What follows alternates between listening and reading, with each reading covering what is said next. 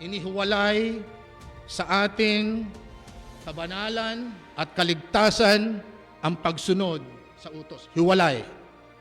Upang huwag tayong magyabang na sabihin natin na mayroon tayong kakarampot na kontribusyon sa ating kaligtasan. Kung hindi yan ay pure gift coming from God.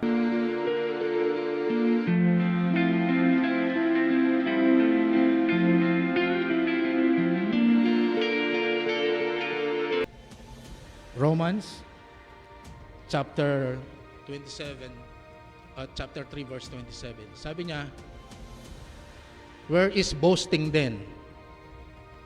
Alin ang kanyang sinasabi ditong nasa ng pagmamayabang?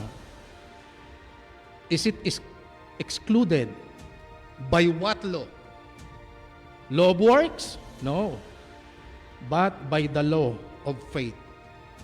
Inihiwalay sa ating kabanalan at kaligtasan ang pagsunod sa utos. Hiwalay.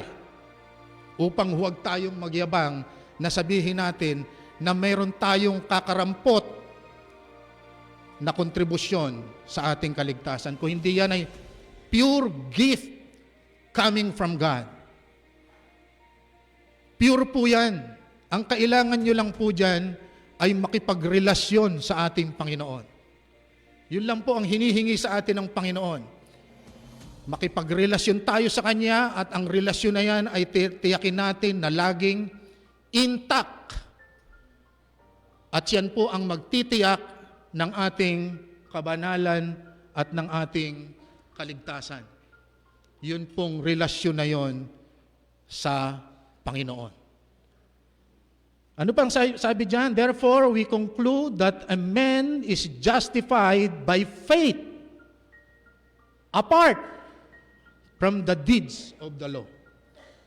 So dito po makikita natin ang mahalagang detalye ng mga aral ni Pablo sa atin tungkol sa justification by faith, sanctification by faith. Kasi ang nagiging problema po natin sa mga pag-aaral tungkol dito ay sinasabi ng iba, pagka ba ikaw ay tumanggap kay Kristo ay ligtas ka na? Yes.